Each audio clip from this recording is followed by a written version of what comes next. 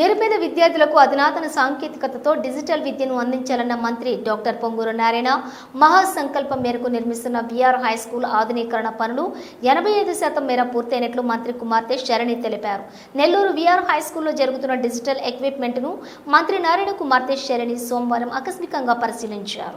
తరగతి గదుల్లో ఏర్పాటు చేయాల్సిన ఫర్నిచర్, పెయింట్స్ పై ఆమె పలు సూచనలు చేశారు. విఆర్ హై స్కూల్ కి నియమించిన ప్రిన్సిపల్, ఉపాధ్యాయులతో శరణి మాట్లాడారు. గ్రౌండ్లో ఏర్పాటు చేస్తున్న స్పోర్ట్స్, ప్లే ఎక్విప్మెంట్లను ఆమె పరిశీలించారు. తమ పిల్లల కోసం విశేషంగా కృషి చేస్తున్న శరణికి అడ్మిషన్ల కోసం వచ్చిన పలువురు విద్యార్థుల తల్లిదండ్రులు కృతజ్ఞతలు తెలియజేశారు. ఈ సందర్భంగా పొంగూరు శరణి మాట్లాడుతూ విఆర్ స్కూల్ ఆధునీకరణ బాధ్యత తీసుకోవడం సంతోషంగా ఉందన్నారు. ఆధునీకరణ పనులు చివరి దశకు వచ్చాయని తెలిపారు. పేదలైన పిల్లలకు మంచి చదువు అందించాలని తల్లిదండ్రులు ఆశపడతారని, కానీ ఆర్థిక పరిస్థితుల వల్ల వారు రాజీ పడతారన్నారు. అటువంటి వారి పిల్లల కోసమే మా నాన్న విఆర్ హై స్కూల్ను ఆధునీకరిస్తున్నారని తెలిపారు. అంతర్జాతీయ విద్యా ప్రమాణాలతోటి విఆర్ హై స్కూల్ సిద్ధమవుతోందన్నారు. జూన్ 23న స్కూల్ ప్రారంభం జరుగుతుందని తెలియజేశారు. కేవలం ఒక్క రోజులోనే అడ్మిషన్ క్లోజ్ అయ్యాయన్నారు.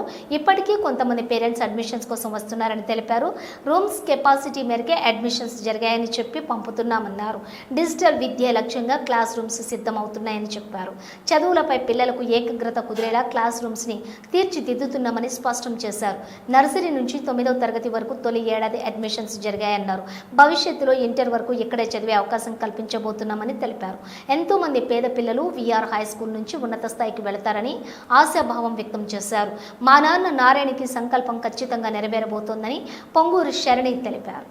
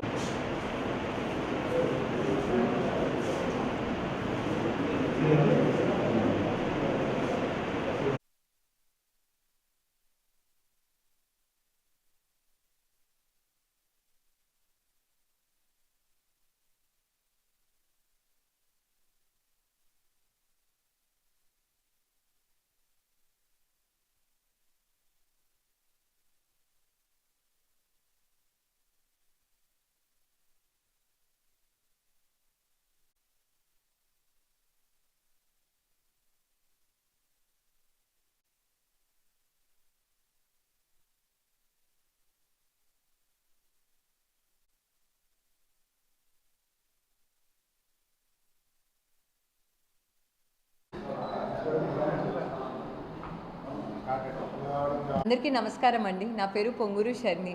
నేను పొంగూరు నారాయణ గారి కూతురునండి.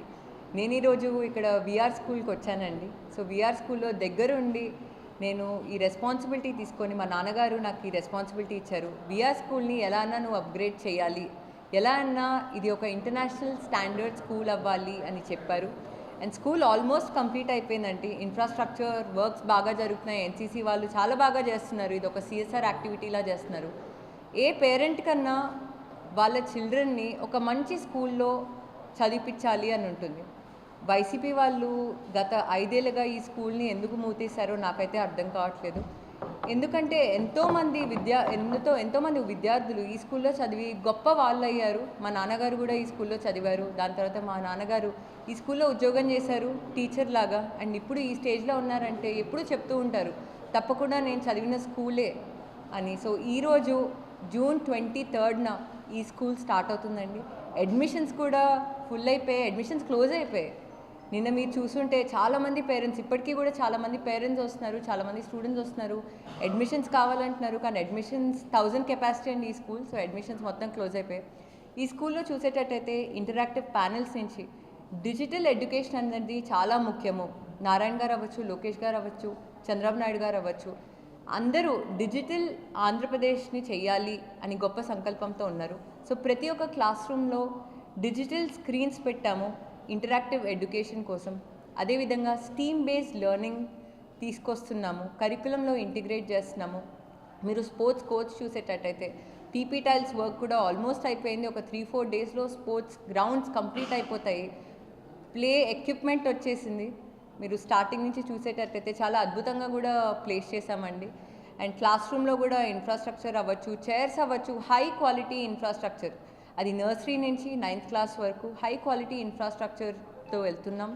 ఎకోయిస్టిక్ ప్యానెల్స్ అవ్వచ్చు, లెగో వాల్స్ అవ్వచ్చు, ఏవేవైతే ఒక స్టూడెంట్కి హోలిస్టిక్ డెవలప్మెంట్కి కావాలో ఖచ్చితంగా అవన్నీ ఈ స్కూల్లో దొరుకుతున్నాయండి. మా నాన్నగారి సంకల్పం ఒకటే, ప్రతి ఒక్క నిరుపేదలు ఈ స్కూల్లో చదివి ఇప్పుడు నేను ఏ పొజిషన్లో అయితే ఉన్నానో గొప్పవాళ్ళు అవ్వాలి అని గొప్ప సంకల్పంతో ఉన్నారు. అండ్ తప్పకుండా టీడీపీ ప్రభుత్వం వచ్చింది అండ్ మా నాన్నగారు ఎస్పెషలీ ఈ విద్యా సంస్థకి విఆర్ స్కూల్కి ఖచ్చితంగా 100% రెస్పాన్సిబిలిటీ తీసుకొని ఇది ఒక గొప్ప స్కూల్గా చేస్తారు. అండ్ ఈ స్కూల్ నుంచి ఎంతోమంది నిరుపేదలు కూడా ఒక గొప్ప పొజిషన్లో ఉంటారు. అండ్ అదేవిధంగా మీరు సబ్జెక్ట్స్ తీసుకునేటట్టయితే లేకపోతే సెకండరీ బోర్డ్ ఆఫ్ ఎడ్యుకేషన్ అండి ఎన్నో ఇనిషియేటివ్స్ చేస్తున్నారు. ఎడ్యుకేషన్లో ఎన్నో కొత్త కొత్త ఇనిషియేటివ్స్ వస్తున్నాయి.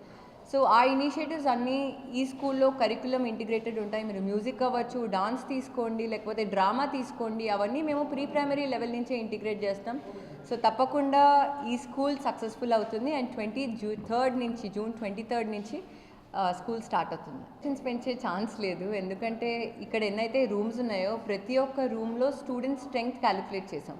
సో ప్రతి ఒక్క రూమ్ కెపాసిటీ బట్టి మేము స్టూడెంట్ స్ట్రెంగ్త్ ఎస్టిమేట్ చేస్తే అది 1000కి వచ్చింది. సో అడిషనల్గా మా నాన్నగారు ఈ విఆర్ కాలేజ్ కూడా ఉంది కదా, దాన్ని కూడా తీసుకొని ఇదే విధంగా విఆర్ స్కూల్ ఎలా అయితే రెనోవేట్ చేసామో విఆర్ కాలేజ్ కూడా రెనోవేట్ చేసి దానిలో ఎక్స్ట్రా రూమ్స్ ఇస్తాము అని చెప్పారు.